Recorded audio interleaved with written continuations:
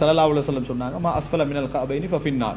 கரண்டை கீழே யார் ஆடை உடுக்கிறாரோ அது நரகத்திலே அப்படின்னு ரசூல் ஸல்லல்லாஹு அலைஹி வஸல்லம் சொன்னாங்க. மன் ஜர்ர இஸாரஹு அல்லது தௌபஹு ஹுயலா, அவர் யார் தனது ஆடையை பெருமையாக இழுத்துச் செல்கிறார் அவரை அல்லாஹ் ரப்பல் ஆலமீன் மறுமையில பார்க்க மாட்டான், அவரை சுத்தப்படுத்த மாட்டான், அவருக்கு நரக வேதனை உண்டு என்று ரசூல் ஸல்லல்லாஹு அலைஹி வஸல்லம் செய்தார்கள் சொன்னார்கிட்ட செய்தியை பார்க்கிறோம். அப்ப இந்த செய்தியெல்லாம் நம்ம எப்படி புரிஞ்சுக்கணும்னு சொன்னால், ரசூல் ஸல்லல்லாஹு அலைஹி வஸல்லம் முஸ்னத் அஹ்மதுல வரக்கூடிய செய்தி, அம்ரி என்ற ஒரு நபித்தோழர் வீதியால போய் கண்டிக்கிறார். ரசூல் ஸல்லல்லாஹு அலைஹி வஸல்லம் ஓடி போய் நிறுத்துறாங்க. அம்ர ரசூல் அந்த இடத்துல போய் அம்ரை நிறுத்தி, அம்ரே கரண்டைக்கு மேல ஆடை உயர்த்துங்கள், கரண்டைக்கு மேல ஆடையை உயர்த்துங்கள், கரண்டைக்கு மேல் ஆடையை உயர்த்துங்கள் அப்படி என்று சொல்லி ரசூலுல்லாஹி ஸல்லல்லாஹு அலைஹி வஸல்லம் என்ன செய்றாங்க சொல்றாங்க.